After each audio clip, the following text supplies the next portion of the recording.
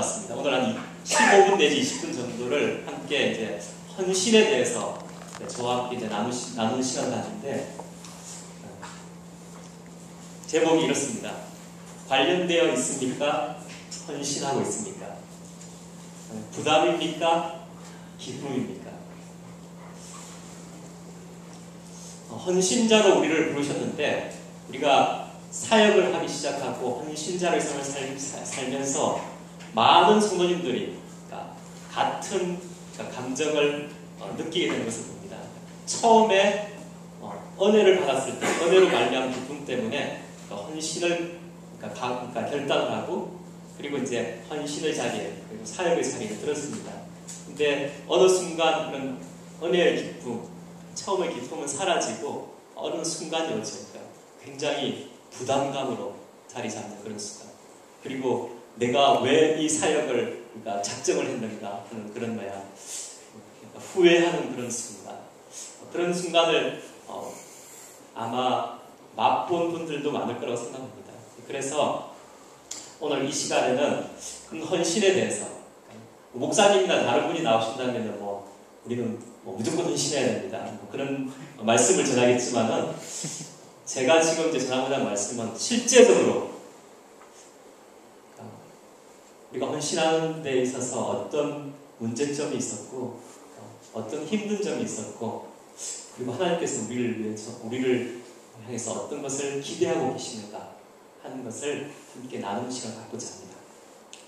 누가복음 14장 25절에서 33절 보겠습니다.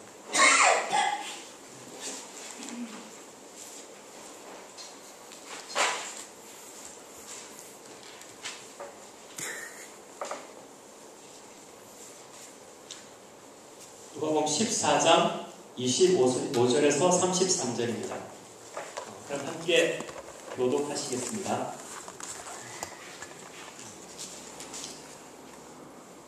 수많은 무리가 함께 갈새 예수께서 돌이키사 이르시되, 저와 형제와 자매와 및 자기 목숨까지 미워하지 아니하면 능히 나의 제자가 되지 못하고, 누구든지 자기 십자가를 지고 나를 따르지 않는 자도 능히 내 제자가 되지 못하리라. 너희 중에 누가 마음대로 세우고자 할진대 자기의 가진 것이 죽어가기까지에 속하는지 먼저 앉아 그 비용을 계산하지 아니하겠느냐. 그렇게 아니하여 기초만 쌓고 능히 이루지 못하면 보는 자가 다 비웃어 가로되 이 사람이 역사를 시작하고 능히 이루지 못하였다 하라. 또 어떤 임금이 다른 임금과 싸우러 갈 때 먼저 앉아 1만 명으로서 저 2만 명을 거느리고 오는 자를 대적할 수 있을까 헤아리지 아니하겠느냐. 만일 못할 터이면 저가 아직 멀리 있을 동안에 사신을 보내어 화친을 청할지니라. 이와 같이 너희 중에 누구든지 자기의 모든 소유를 버리지 않으면 능히 내 제자가 되지 못하리라. 아멘. 네, 33절까지. 다 33절과 다 같이 함께 읽겠습니다. 이와 같이 너희 중에 누구든지 자기의 모든 소유를 버리지 않으면 능히 내 제자가 되지 못하리라. 아멘. 이런 말씀 들으시면 어떠십니까? 기쁨이 넘치세요? 아니면 부담감이?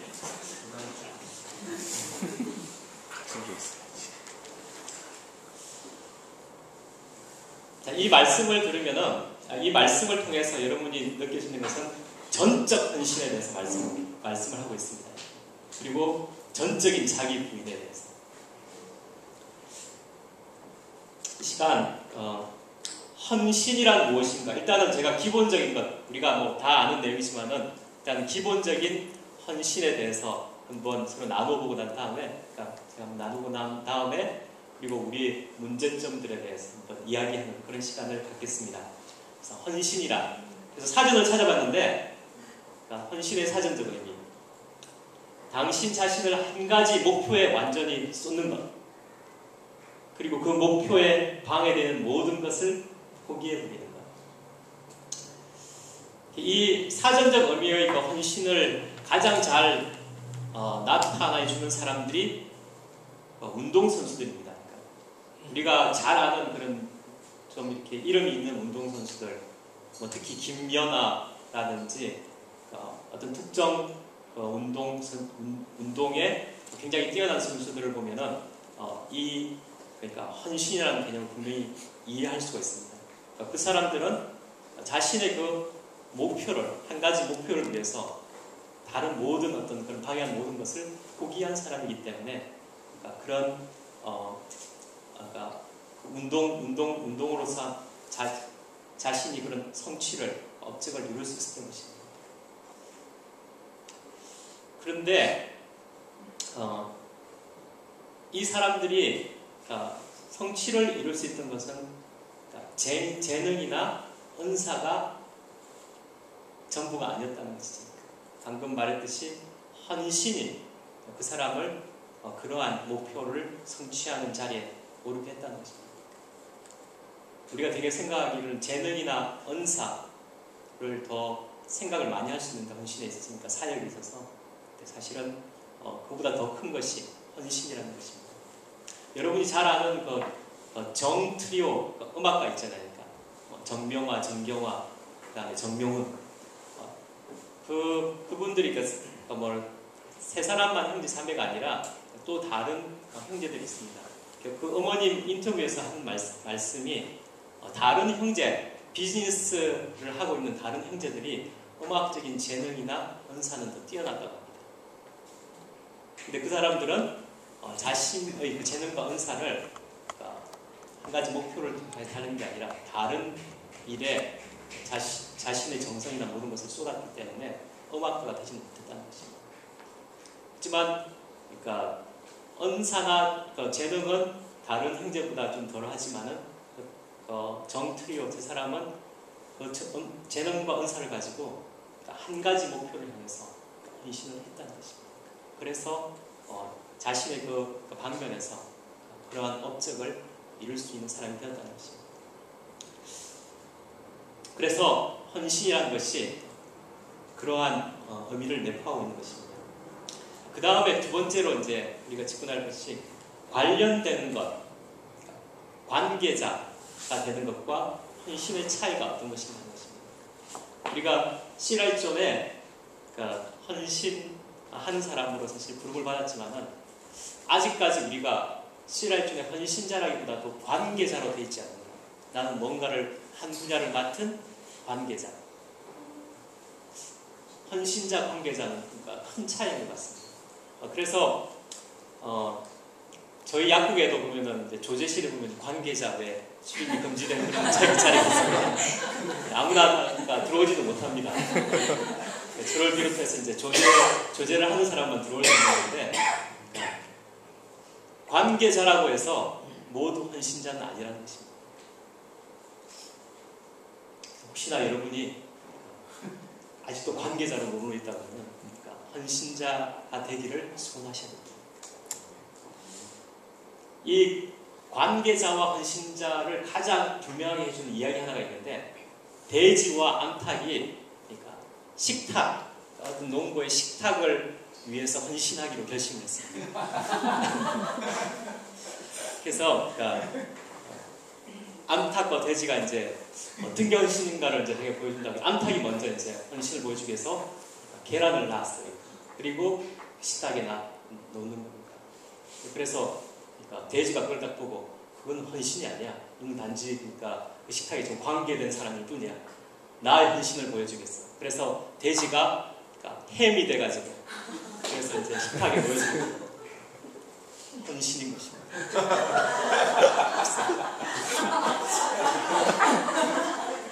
그래서 암탉이 그 다음에 그게 헌신인 줄을 깨닫고 그 다음에는 켄터키 치킨이 돼가지고 식탁에 헌신을 했다는 그런 이야기가 있습니다. 관계와 헌신자의 차이 분명해진다고 하겠습니다. 아무튼 우리가 오늘 누가복음의 말씀하고 그리고 이 헌신이라는 사전적 의미를 통해서 볼 때도 하나님은 레디컬한 것을 우리에게 원하십니다. 전적인 헌신을 원하신다는 것입니다. 두 번째로 이제 넘어가겠습니다. 두 번째로 왜 그런 봉사와 헌신을 우리 해야만 하는가? 그리스도인이면 당연한 것이지 않습니까? 그래서 이건 간단하게 그 말씀을 드리면 예수님의 삶이 헌신과 봉사의 삶이셨다는 것입니다. 그래서 마가복음 10장 49절에 보면은 인자의 옷은 섬김을 받으려 함이 아니라 도리어 섬기려 자기 목숨을 많은 사람의 대속물로 내어주려 합니다. 그 말씀이 나옵니다. 그것을 근거로 해서 하나님, 그러니까 주님을 따르는 우리들은 그러니까 당연히 봉사 헌신을 해야 하는 것입니다. 그리고 교회를 세우는 목적이 성도의 헌신과 봉사로 이루어진다는 것입니다. 교회가 결국은 성도의 봉사와 헌신으로 이루어지는 공동체라는 것입니다. 그래서 에베소 4장 11절 12절을 보면 그가 혹은 사도로 혹은 선지자로 혹은 복음을 전하는 자로 혹은 목사와 교사로 오셨으니 그는 성도를 온전케 하며 봉사일을 하려며 그리스도의 몸을 세우려 하십니다 라고 말씀하십니다. 그리고 히브리서 13장 16절에는 오직 선을 행함과 서로 나눠주기를 잊지 말라. 이 같은 제사는 하나님이 기뻐하십니다. 히브리서 13장 16절의 말씀입니다. 하나님을 기쁘시게 합니다. 그래서 우리는 봉사와 헌신을 하는 것입니다.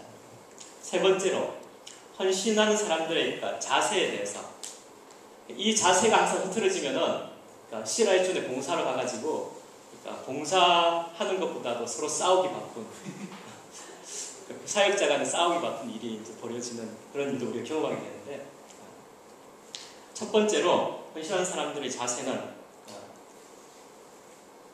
겸손에 있다는 것입니다. 자신의 능력을 과시하는 자리가 아니라 겸손해야 된다는 것입니다. 그래서 고린도서 3장 10절에 보면은 또 무엇을 하든지 말에나 일에나 다 주 예수 이름으로 하고 그를 힘입어 하나님 아버지께 감사하라. 그런 말씀이 납니다. 그러니까 우리가 높아지는 것인지 하나님께서 높아지는 것인지 분명해야 되겠죠. 그리고 두 번째로 인정 보상을 기대하지 않아야 한다는 것이죠. 되게 저도 사실 지금까지 사역하면서 이 부분에 대해서 사실 시험을 많이 받았습니다. 왜 이렇게 인정을 안 해주는 것인지. 그래서 헌신하는 사람의 자세에 정말 그 보상을 바라지 않는 마음이 너무나 중요한 것 같습니다. 세 번째로 인내. 빠질 수 없는 것이죠. 넘어가겠습니다. 헌신하기가 어려운 이유. 왜 우리는 그러니까 전적 헌신자예요. 전적 헌신하기가 어려운 이유는 그리스도를 따르려는 대가를 치르지 않으려는 거죠. 우리가 하나님에서 평강을 얻고 싶어요. 하나님에서 자유를 얻고 싶은데, 그리스도인이 되고자 되기 위해서 우리가 치러야 하는 대가는 치르지 않으려고 하는 거죠. 그리고 두 번째로 헌신을 결과하여 그리스도를 알 수 있는 유일한 길인 고난에 대한 두려움입니다. 내가 이것까지도 다 이렇게 하면은 그 다음에 내가 어떻게 살 것인가 하는 그런 두려움이 우리에게 있는 것입니다. 그래서 전적인 헌신을 어렵게 만듭니다. 그 다음에 한 가지는 우리가 보는 세계가 다인 것처럼 느낄 때가 많다는 것이죠. 그래서 영원한 생명에 대한 약속을 믿지 못하는 우리의 믿음의 결핍 때문에 헌신이 우리에게는 어려운 것입니다. 넘어가겠습니다. 다섯 번째로 헌신의 실천에 있어서 삶의 습관의 변화라는 것은 정말 우리가 습관 하나를 고치는 게 얼마나 어려운지 잘 아시잖아요. 그래서 몇십 년 동안 우리의 프로그램은 자기 중심적인 삶을 살고 있습니다. 우리가 로봇처럼 이렇게 시스템을 바꾸면은 그 다음에 완전히 바뀌어가지고 산다든지, 아니면 컴퓨터처럼 프로그램 하나를 딱 바꾸면은 그 다음부터 완전히 다른 삶을 살 수 있다면 얼마나 좋을까요?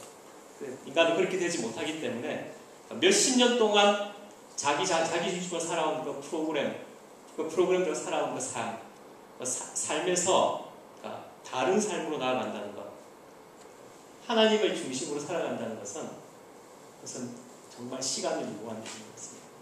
인내가 필요한 것이고, 그리고 두렵고 떨림으로 하나님께 나아가는 그런 마음이 없으면 사실 이 몇십 년 동안 프로그램된 이것을 지울 수 있는 방법이 없는 것 같습니다. 그래서 우리가 헌신을 실천한다는 것은 결국은 자기 자신이 중심이 되는 삶에서 하나님이 중심이 되는 삶으로 옮겨가는 것을 이야기하는 것입니다. 쉬운 일이 아니라는 것은 그러니까 순간순간마다 우리가 내 중심으로 생각했던 그런 것을 자꾸 돌이켜야 되는 것입니다. 어떤 일이 부딪힐 때마다 그러니까 똑같은 일로 우리가 화를 내게 되잖아요. 내가 어떤 그러니까 일을 다른 것은 다 괜찮은데 어떤 일이 딱 벌어지면은 사실 굉장히 화를 냅니다. 자기 중심적인 그러니까 삶이기 때문에 그렇죠. 그런 것을 그 한 가지 두고 하나님께 기도하고 하나님이 중심, 하나님께서 원하시는 것은 무엇인가 우리가 볼 수 있어야 된다는 것입니다. 그 다음에 두 번째로 삶의 능력의 근원. 지금까지 내 능력으로 믿어왔고 또 내 능력으로 해왔던 그 모든 것들이 하나님께로부터 받는 그런 하나님께서 공부해 주시는 능력으로 내가 하리라 그런 마음으로 그렇게 헌신을 실천해 나간다는 것입니다. 지금까지는 여러분이 잘 아시는 내용이고 어쩌면서 1+1=2 그런 이야기들은 좀 한 거고 이제 조금 실제적인 문제들에 대해서 이야기를 했으면 좋겠습니다. 우리의 헌신의 사역이 처음에는 기쁨이 되다가 의무감과 부담감으로 바뀌는 그런 순간. 한 성도의 고백이 있습니다. 처음에 은혜를 받고 처음에 회심을 하고 기쁨과 사랑이 충만한 때는 물불을 가리지 않는 열심이 있습니다. 내가 어디든지 부르는 대로 하나님께서 부르는 대로 가리라는 그런 열심이 있습니다. 그러나 그 불길이 이제 사라지는 순간 아까도 얘기했지만 열심히 된 것을 후회하게 되고 어느 순간 이제 모든 사역이 부담감이 되지만은 자신이 처음에 고백한 내용이라든 그런 것들 그리고 사람들이 이제 나를 그런 사람을 알아보고 있는데 내가 어떻게 이 자리를 피할 수 있을까 하는 그런 마음 때문에 그렇게 열심히 후회하고 부담이 되더라도 쉽게 그 자리를 떠날 수는 없는 것입니다. 그리고 두 번째로 우리는 시작도 전에 눌림을 받는 것이 너무 많습니다. 이것은 사역을 계속 해오는 사람이 아니라 처음 사역으로 부르심을 받는 사람들, 헌신으로 부르심을 받는 사람들에게 해당되는 것인데 자기 능력이나 누가 이제 사역에 인도를 하잖아요. 헌신하기는 목사님이 이제 이렇게 권면을 하는데 자기 능력이나 적합성 여부에 너무 염려하고 불안한 나머지 시작하기 전에 먼저 눌림을 당하는 사람들이 있습니다. 그리고 세 번째로 아까도 이제 다른 섹션에서 얘기했지만은 대가를 치르지 않으려는 마음이 우리에게 항상 도사리고 있다는 것이죠. 하나님의 은혜는 본헤퍼가 이야기하는 것처럼 하나님의 은혜는 값 없이 오지만은 결코 값싼 것이 아니라는 본헤퍼의 이야기가 있습니다. 그런 것처럼 하나님의 은혜는 좀 우리가 대가를 치러야만 온전히 우리의 것이 될 수 있는지 모르겠습니다. 그래서 이 실제적인 문제에서 보면은 우리가 항상 그런 도전이 오거나 시험이 올 때 항상 우리가 마음속에서 생각해야 되는 것이 있습니다. 그게 뭐냐면은 우리가 무엇을 얻고 있는가 그리고 무엇을 잃거나 포기하고 있는가를 분명하게 알아야 되는 것입니다. 얻고 있는 것은 분명히 하나님 안에서 영적인 풍성함일 것입니다. 하나님이 풍성하신 분이기 때문에. 근데 포기해야 할 점은 자기 자아인데 결국은 우리가 포기해야 되는 건 굉장히 제한적인 것을 포기해야 되는 것입니다. 우리 자신이 제한적인 사람들이니까. 근데 우리 항상 어떤 도전이나 시험을 받게 되면은 거꾸로 생각하기 쉽다는 것이죠. 하나님께서 오는 것은 너무 작아 보이고 내가 갖고 있는 것은 너무 커 보인다는 것입니다. 그래서 우리에게는 헌신의 기쁨을 그러니까 회복할 필요가 있습니다. 어쩌면은 매일매일 그런 싸움을 해야 될지 모르겠습니다. 그 회복을 위해서. 헌신의 기쁨을 회복하기 위해서 우리가 해야 될 것은 약함을 자랑할 수 있습니다. 만약 우리가 사역하는 동안에 그런 시험이 거나 내 마음이 정말 그렇게 공고함 같은 그런 마음에 빠져 있다고 한다면 다른 사역자들한테 사실 진실된 마음을 이야기할 수 있어요. 자신의 약함에 대해서 이야기할 수 있어야 되는 것입니다. 왜냐하면은 우리의 능력이 가장 낮아졌을 때 하나님의 능력이 나타날 수 있기 때문에 그때가 하나님의 능력이 온전히 나타날 수 있는 찬스라는 것입니다. 그렇다면은 우리가 약할 때, 우리가 그렇게 힘들 때 오히려 우리가 좀 기뻐할 수 있어야 될 수 있습니다. 하나님의 능력이 나타날 수 있는